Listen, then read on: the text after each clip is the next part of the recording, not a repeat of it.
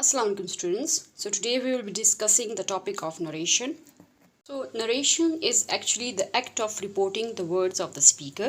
Now there are two forms of reporting it, the direct speech and the indirect speech. Now what is the direct speech? It is when the actual words of the speaker are quoted as it is without any change and they are enclosed in the inverted commas. Now, on the other hand, the indirect speech is when the actual words are changed and it gives a sense of the speaker's speech in the writer's own words. अब इसका मतलब क्या है? इसका मतलब ये है कि इनडायरेक्ट स्पीच में हमारे साथ जो वर्ड्स है, एक्चुअल वर्ड्स स्पीकर के होते हैं वो चेंज हो जाते हैं। जैसे कि उसमें प्रोनाउंस हमारे साथ चेंज हो जाते हैं, उसके टेंसेस हमारे साथ चेंज हो जाता है। मतलब कि राइटर्स जो है अपने वर्ड्स में उस चीज़ को लिख लेता है। ठीक है, अब यहाँ पे एग्जाम्पल्स हमारे साथ क्या है? एग्जाम्पल्स हमारे साथ है कि he said I will be there at 3 PM। ठीक है, तो इसका जो इनडायरेक्ट स्पीच है हमारे साथ वो किस तरह होगा? He said he would be there at 3 PM। तो इस एग्जाम्पल में अगर हम देखें तो जैसे कि हमने कहा था ऊपर कि यहाँ पे enclosed in the inverted commas, यहाँ पे हम देख सकते हैं they are enclosed in the inverted commas, but the indirect speech में जो हमारे साथ होते हैं ये इन्वर्टेड कॉमर्स फिर चेंज हो जाते हैं। ठीक है, अब यहाँ पे दो और इम्पॉर्टेंट कॉन्सेप्ट्स आ जाते हैं, reporting speech and the reported speech. अब रिपोर्टिंग स्पीच ये जो ही सेड है या रमला सेड है ये हमारे साथ रिपोर्टिंग स्पीच है। ठीक है, अब रिपोर्टेड स्पीच क्या है? जो हम रिपोर्ट कर रहे होते हैं वो हमारे साथ वो रिपोर्टेड स्पीच हो जाता है। जैसे कि I will be there at 3 PM और यहाँ पे जो रमला सेड, यहाँ पे इसके बाद जो इन्वर्टेड कॉमास आए, I must complete the assignment. अभी जो मेन स्टेप्स है जो कि हम डायरेक्ट स्पीच को हम कन्वर्ट करते हैं इनडायरेक्ट स्पीच में, तो उसमें मेन स्टेप्स जो हमारे साथ आते हैं, फर्स्ट वन है observe the tense of the reporting speech. इसको हम डिटेल में फर्दर करेंगे। The change of the reporting verb, कि कैसे हमारे साथ जो रिपोर्टिंग वर्ब होता है वो हमारे साथ कैसे चेंज होता है। रिपोर्टिंग वर्ब क्या होता है? यहाँ पे हमारे साथ जो सेड आया है, this is the reporting verb. Now यहाँ पे जो मेनली जो आते हैं तो वो सेड टू आता है या सेड आता है या से आता है या सेज आता है। इसके अलावा इम्पेरेटिव और इंटरोगेटिव सेंटेंसेस में जो होते हैं वो हम अकॉर्डिंगली चेंज करते हैं, उसको हम आगे डिस्कस करेंगे ना। सेड टू जो है वो कन्वर्ट हो जाएगा टोल में, जो सेड है वो सेड ही रहेगा, जो से है वो टेल में, से टू जो है वो टेल में कन्वर्ट हो जाएगा और सेज टू जो है वो टेल्स में कन्वर्ट हो जाएगा। अब जो हमारे साथ थर्ड स्टेप होता है वो है कि replace the inverted commas with the suited conjunction.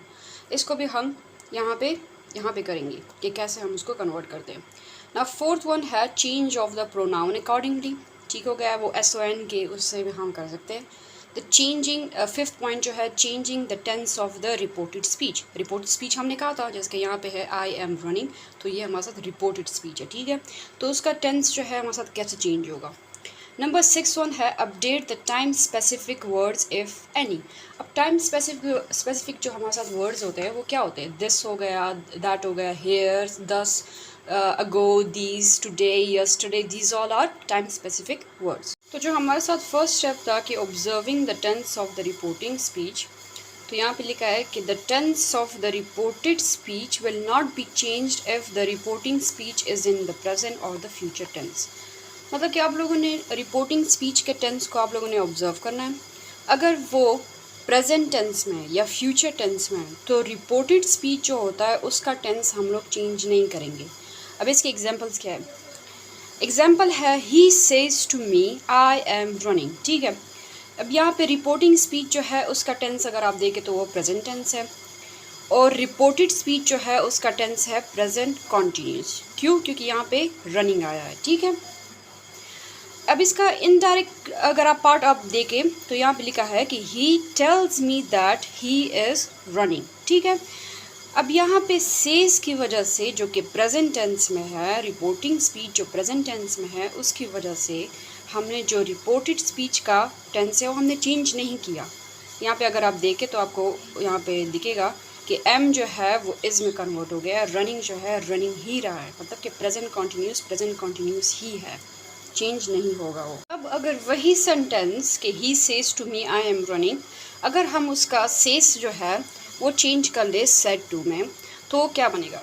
He said to me I am running. अब वो कैसे कन्वर्ट होगा? क्योंकि यहाँ पे जो है ये तो पास्ट इंडेफिनिट है, तो किससे भी चेंज होगा? He told me that he was running. अब यहाँ पे जो एम है जो कि प्रेजेंट कॉन्टीन्यूस है वो चेंज हुआ है पास्ट कॉन्टीन्यूस में। ठीक हो गया। अभी हमारा फर्स्ट जो स्टेप था वो तो डिस्कस हो गया। ये वाला स्टेप क्या है? Replace the inverted commas with the suited conjunction. ठीक है, अब हम यहाँ पे यूज़ ऑफ कंजंक्शन करेंगे। डिफरेंट जो कमासल कंजंक्शंस आते हैं, दैट हो गया, टू हो गया, इसके अलावा और भी है, हम उसको भी डिस्कस करेंगे। So use of conjunction that कब होगा? दैट तब इस्तेमाल होगा when the reported speech begins with some noun, some pronoun, some subject, या अगर वो यूनिवर्सल ट्रुथ हो तब हमारे साथ हम इन्वर्टेड कॉमर्स जो है हमारे साथ वो चेंज हो जाएंगे दैट कंजंक्शन में। ठीक है, अब इसकी एग्जांपल्स क्या है? एग्जाम्पल इसका है, for example the scientist says the earth revolves around the sun. अब यहाँ पे जो है हमारे साथ दो चीज़ें कवर हो रही है। एक तो ये जो अर्थ है वो नाउन है, और दूसरा ये कि ये जो हमारे साथ फुल एक स्टेटमेंट है that is a universal truth, मतलब कि ये किसी हाल में चेंज नहीं हो सकता। We have to accept it as it is. Okay, so the scientist says the earth revolves around the sun, तो उसका जो इनडायरेक्ट फॉर्म होगा वो किस तरह होगा? The scientist says that the earth revolves around the sun. यहाँ पे आप लोग अगर देखें तो यहाँ पे क्या चेंज आया है? सिर्फ जो इन्वर्टेड कॉमास थे वो कन्वर्ट हो गए दैट में। अब ये वाला डिस्कस तो हो गया है कि नाउन के केस में हम क्या करेंगे, यूनिवर्सल ट्रुथ भी हमारा हो गया है। अब हम प्रोनाउन का करते हैं। वही सेंटेंस हमने लिया हुआ है यहाँ पे, अगर आप देखें, the scientist says it revolves around the sun. अब इसका इनडायरेक्ट फॉर्म क्या है? The scientist says that it revolves around the sun. That क्यों आया है? क्योंकि यहाँ पे हमने प्रोनाउन, यहाँ पे प्रोनाउन है, इस वजह से यहाँ पे दैट आया है। ठीक हो गया। अब जो कंजंक्शन टू है और नॉट टू है वो कब इस्तेमाल होंगे? हम we use conjunction to in the imperative sentences. Imperative sentences कौन से होते हैं? जिसमें हमें कमांड नज़र आता है, यहाँ पे रिक्वेस्ट नज़र आती है। ठीक है, तो वो हमारे साथ इम्पेरेटिव सेंटेंसेस होते हैं। The sentences beginning with the first form of the verb always, please, kindly. ठीक हो गया। आपको अगर ऑलवेज, प्लीज़, काइंडली नज़र आए तो ये जो वर्ड्स है इसको आपने फिर कन्वर्ट करना होता है टू के उसमें। हम आगे एग्जांपल्स में करेंगे। और नॉट टू अब हम कब इस्तेमाल करेंगे? We use conjunction not to in the imperative negative sentences. Imperative negative sentences क्या होते हैं? जिसमें लाइक डोंट और नेवर जैसे अल्फाज इस्तेमाल किए जाते हैं। ठीक हो गया। इसके बाद हमारे साथ यहाँ पे आते हैं एग्जाम्पल्स। हम इसी के एग्जाम्पल्स करते हैं। The commander says fire. अब यहाँ पे जो इम्पॉर्टेंट चीज़ होती है वो है सेंटेंस आइडेंटिफिकेशन। ठीक है, द कमांडर सेज फायर, तो ये ऑब्वियसली एक जो कमांडर है वो उसको ऑर्डर दे रहा है कि आप लोग फायर करें। ठीक है, जब फायर करे, और ये एक इम्पेरेटिव सेंटेंस है क्योंकि मैंने कहा अगर ऑर्डर दिया जाए या फिर कोई कमांड दिया जाए तो हमारे साथ ये रिक्वेस्ट की जाए तो हमारे साथ वो क्या होता है? इम्पेरेटिव सेंटेंसेस होते हैं। तो ये चूँकि इम्पेरेटिव सेंटेंस है तो इसके साथ जो कंजंक्शन इस्तेमाल होगा वो टू इस्तेमाल होगा। अब कैसे इस्तेमाल होगा? The commander orders to fire. अब यहाँ पे एक दूसरी चीज़ है जो कि हम डिस्कस करेंगे, और पीछे भी जो मैंने कहा था कि जो हमारे साथ रिपोर्टिंग वर्ब हमारे साथ होता है उसको भी हम अकॉर्डिंगली चेंज करते हैं। जैसे कि अगर इम्पेरेटिव सेंटेंसेस में आ जाता है और अगर हम उसको देख ले कि यहाँ पे एक ऑर्डर पास हुआ है तो हम उसको लाइक लिख लेते हैं, ये सेज जो है, ये जो रिपोर्टिंग वर्ब है ये चेंज हो जाता है ऑर्डर्स में। ठीक है, इसी तरह अगर कोई रिक्वेस्ट की जाती है तो उसके साथ रिक्वेस्ट लाइक ये लिखा जाता है कि रिक्वेस्टेड, या शी रिक्वेस्टेड, या ही रिक्वेस्टेड। ठीक है, अगर कोई एडवाइस दी जाती है, अगर कोई नसीहत की जाती है तो हम उसके साथ लिखते हैं एडवाइसेस। सेज जो है वो एडवाइस में चेंज हो जाता है। ठीक हो गया। अब यहाँ पे सेकंड जो हमारे साथ एग्जाम्पल है वो है the teacher says always speak the truth. ठीक हो गया। अब ये जो यहाँ पे हमारे साथ ऑलवेज इस्तेमाल हुआ है, और यहाँ पे हमने कहा था कि अगर ऑलवेज हमारे साथ इस्तेमाल होगा तो उसमें हम लगाएंगे कौन सा? कंजंक्शन टू इस्तेमाल करेंगे। मतलब कि ये जो इन्वर्टेड कॉमास है ये चेंज हो जाएंगे टू में। द टीचर सेज जो है एडवाइसेस में कन्वर्ट हो गया, और ये जो हमारे साथ इन्वर्टेड कॉमास है ये चेंज हो जाएंगे टू में। किस वजह से? ये क्योंकि यहाँ पे ऑलवेज इस्तेमाल हुआ है। हम ये जो सेंटेंस कंप्लीट फॉर्म में किस तरह आएगा? The teacher advises to speak the truth always, मतलब कि ये जो ऑलवेज है ये लास्ट में आ जाएगा। ठीक हो गया। थर्ड सेंटेंस क्या है, the teacher says never tell a lie. अब ये नेवर कहाँ से आया है, ये नेवर जो है हमारे साथ यहाँ से आया है, और यहाँ पे हमने कहा था नेवर अगर कोई सेंटेंस के बिगिनिंग में हो तो हम उसके साथ नॉट टू कंजंक्शन इस्तेमाल करेंगे। तो इसका हम इनडायरेक्ट स्पीच किस तरह लिखेंगे, the teacher advises not to tell a lie. हमारे साथ जो नेवर था वो कन्वर्ट हो गया है नॉट टू में। नंबर 4 जो हमारे साथ एग्जाम्पल है वो है the woman says please help her. अभी जो प्लीज़ है यहाँ पे अगर हम देखें प्लीज़ यहाँ पे, तो हमने यहाँ पे क्या कहा था कि टू इस्तेमाल होगा, तो हम क्या इसको इनडायरेक्ट फॉर्म इसका क्या होगा, the woman request to help her. अब जो हमारे साथ प्लीज़ था वो कन्वर्ट हो गया है टू में। अभी जो प्लीज़ जैसे वर्ड्स होते हैं और डोंट हो गया, नेवर हो गए, तो उसको हम इनडायरेक्ट स्पीच में इंक्लूड नहीं करते। यहाँ पे अगर आप देखें तो women request to help her, please हमने आखिर में नहीं डाला, लेकिन ऑलवेज़ के साथ हम ऑलवेज़ डालते हैं, लेकिन प्लीज़ हो गया, डोंट हो गया, नेवर हो गया, तो हम वो लास्ट में इंक्लूड नहीं करते। और वो आप लोग इस सेंटेंस में देख सकते हैं, the commander says don't fire. तो इसका जो इनडायरेक्ट स्पीच होगा किस तरह होगा, the commander orders not to fire, क्योंकि हमने कहा था कि डोंट के साथ हम क्या कौन सा कंजक्शन इस्तेमाल करते हैं, तो हमारे साथ था नॉट टू। तो मतलब कि ये इन्वर्टेड कॉमर्स कन्वर्ट हो गए नॉट टू में, हमने इस्तेमाल कर लिया, लेकिन आखिर में अगर आप देख सकते हैं कि हमने डोंट इस्तेमाल नहीं किया, हमने वहीं पे सेंटेंस 5 पे सेंटेंस जो है हमारे साथ स्टॉप हो गए। अब हमारे साथ ये जो इफ़ और वेदर जैसे कंजंक्शंस होते हैं वो हम कब इस्तेमाल करेंगे। वी यूज़ कंजंक्शन इफ़ और weather in the interrogative sentences beginning with some helping verbs or some modal verbs। अब helping verbs और modal verbs क्या होते हैं, जैसे कि do हो गया, does हो गया, did हो गया, shall हो गया, have, had, has हो गया, should हो गया, would हो गया, may, might। तो इनके साथ हम जो इन जैसे जो हेल्पिंग वर्ड्स होते हैं या मॉडल वर्ब्स होते हैं, अगर एक सेंटेंस उसके साथ शुरू हो रहा है इंटरोगेटिव सेंटेंस, तो उसके जो है हम कंजंक्शन कौन सा इस्तेमाल करेंगे, इफ़ और वेदर इस्तेमाल। अब इसके एग्जांपल्स क्या है, एग्जांपल्स है he says will she come. अब ये एक इंटरोगेटिव सेंटेंस है और साथ में ये विल के साथ शुरू हुआ है, मतलब कि मॉडल वर्ब के साथ शुरू हुआ है।